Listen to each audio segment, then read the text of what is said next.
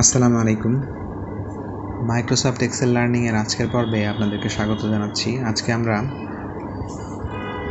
এক্সেলে কিভাবে chart use করতে হয়, চার্টের মাধ্যমে কিভাবে ডেটা অ্যানালাইসিস করতে হয় সেটার একটা পদ্ধতি আমরা আজকে শিখব। তো আমার কাছে একটি ডেটা শিট রয়েছে। এখানে কয়েকজন পারফর্মার তাদের টার্গেট এবং তাদের অ্যাকচুয়াল অ্যাচিভমেন্ট এবং তাদের রেস্ট অ্যামাউন্ট এখানে দেওয়া রয়েছে। তো এই জিনিসটাকে আমরা প্রথমে তাদের নামগুলো একটি ডেটা ভ্যালিডেশন ইউজের মাধ্যমে একটি ড্রপডাউন করে নিয়েছি। এখানে আমাদের কাজের সুবিধার্থে ডেটা ভ্যালিডেশন ইউজের মাধ্যমে কিভাবে ড্রপডাউন করবেন সেটি আমি একটা পর্বে দেখিয়েছিলাম এর আগে। ডাটা ট্যাব থেকে যে ডাটা টুলস রয়েছে এখান থেকে ডেটা ভ্যালিডেশন টুলস ইউজ করে আমরা ড্রপডাউন করতে পারি। এবার আমরা এখানে VLOOKUP ফাংশন ইউজ করব। লুকআপ ভ্যালু হচ্ছে এই নেম কমা এখানে টেবিল অ্যারে, আমরা এই পুরো টেবিলটা সিলেক্ট করে নিলাম। এবার এই অংশটা মাউস ধরে সিলেক্ট করার পর আমরা কিবোর্ড থেকে F4 বাটন ক্লিক করব। এবার এখান থেকে আমরা কমা দিয়ে নিব। কলাম ইন্ডেক্স নাম্বার আমরা সেকেন্ড ব্র্যাকেট ইউজ করব। এখানে আমার রেস্ট অ্যামাউন্ট হচ্ছে 3 নম্বর কলামে রয়েছে আর অ্যাকচুয়াল অ্যামাউন্ট রয়েছে আমার 4 নম্বর কলামে। এরপর সেকেন্ড ব্র্যাকেট ক্লোজ কমা, এবার এক্সাক্ট ম্যাচ, এরপর ব্র্যাকেট ক্লোজ, এন্টার দিয়ে দেন। দেখেন আমার এবার ড্রপডাউনের মাধ্যমে কিন্তু আপনি তাদের অ্যাচিভমেন্ট এবং রেস্ট অ্যামাউন্ট এখানে শো করাতে পারছেন। এবার এই জিনিসটাই আমরা চার্টের মাধ্যমে নিচে শো করব। এই সেলগুলোকে আমি মার্জিন সেন্টার করে নিয়েছি। এবার আমরা রেস্ট এবং অ্যাকচুয়াল এই দুইটা সেল সিলেক্ট করে আমরা ইনসার্ট থেকে এই যে চার্ট অপশন রয়েছে এখান থেকে আমরা ডোনাট চার্ট নিব। এবার আমরা এই চার্টটাকে আমরা এখানে মাপ অনুযায়ী সেট করে নিব।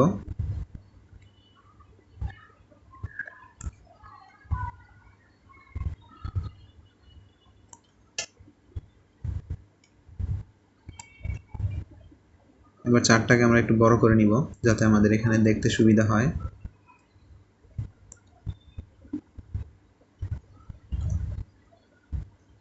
আমার এইদিকে ডান দিকে যে প্লাস অপশন রয়েছে এই প্লাস আইকন থেকে দেখেন এখানে চার্ট টাইটেল এবং লিজেন্ড দুটো আমি তুলে দিলাম।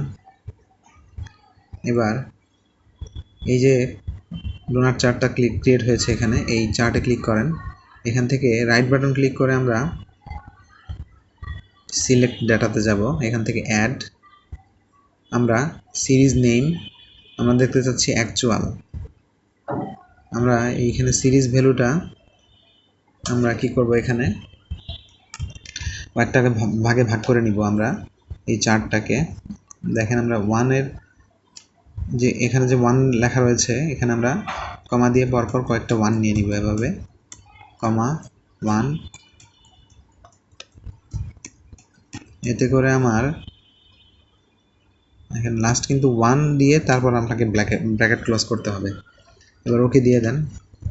ওকে, দেখেন আমার চার্টটা কিন্তু এই যে সেকেন্ড চার্ট যেটা বাইরের অংশ যেটা এটা কিন্তু আপনি যে কয়েকটা ভাগ নিয়েছেন সেই কয়েকটা ভাগে ভাগ হয়ে গিয়েছে। এবার ভেতরের চার্টটাকে আপনি ক্লিক করেন। ক্লিক করে দেখেন আপনি রাইট বাটন ক্লিক করে ফরম্যাট ডাটা সিরিজে যান। এখান থেকে ডোনাট হোল সাইজ এটাকে আপনি 50% করে দেন।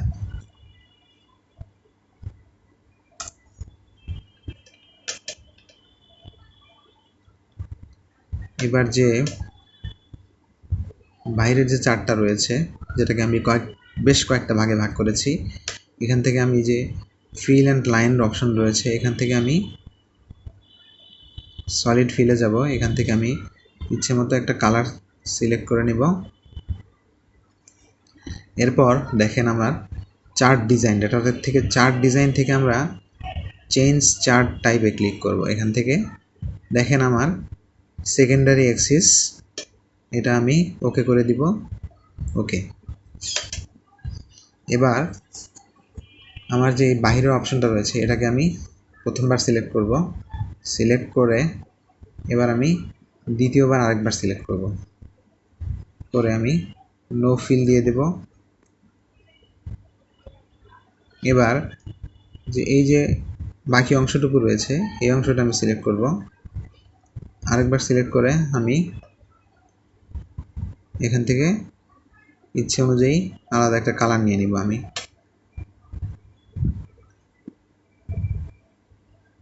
এবার আপনি ক্লোজ করে দেন। দেখেন আপনি যখন ড্রপডাউনের মাধ্যমে প্রত্যেকজন পারফর্মারের ডাটা আপনি উপরে নিউমেরিকভাবে যখন শো করছেন, নিচে কিন্তু আমার চার্টের মাধ্যমেও ঠিক সেমভাবে আমার তাদের পারফরমেন্সগুলো এখানে আমরা শো করতে পারছি। দেখেন আমরা এখানে চাইলে আরেকটা কাজ করতে পারি। চার্টের মাঝখানে যে ফাঁকা অংশটুকু রয়েছে এই জায়গাটাতে আমরা চাইলে অ্যাকচুয়াল অথবা রেস্ট আমরা শো করাতে পারি। এজন্য আমাদেরকে ইনসার্ট অপশন থেকে দেখেন ইনস্টলেশন শেপস নিব, আমরা একটা বক্স নিয়ে নিলাম। এবার এখান থেকে আমরা এই বক্সটাকে আমরা ফর্মুলা বার থেকে অ্যাকচুয়াল নিয়ে নিলাম আমরা, এন্টার। এবার দেখেন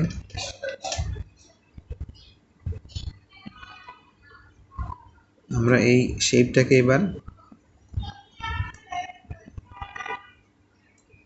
আমরা ঠিক মাঝ বরাবর এনে দিই, মাঝখান বরাবর।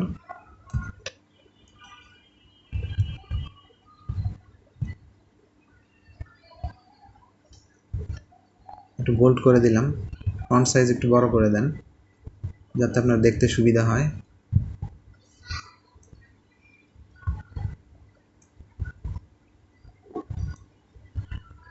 এবার শেপ ফরম্যাট থেকে শেপ ফিল নো ফিল করে দেন এটা, আর শেপ আউটলাইন নো আউটলাইন করে দেন। দেখেন এবার আপনি যখন প্রত্যেকজন পারফর্মারের যখন আপনি ড্রপডাউনের মাধ্যমে আপনি যখন তাদের পারফরমেন্সগুলো শো করছেন নিউমেরিকভাবে উপরে, ঠিক সেমভাবে নিচেও কিন্তু এই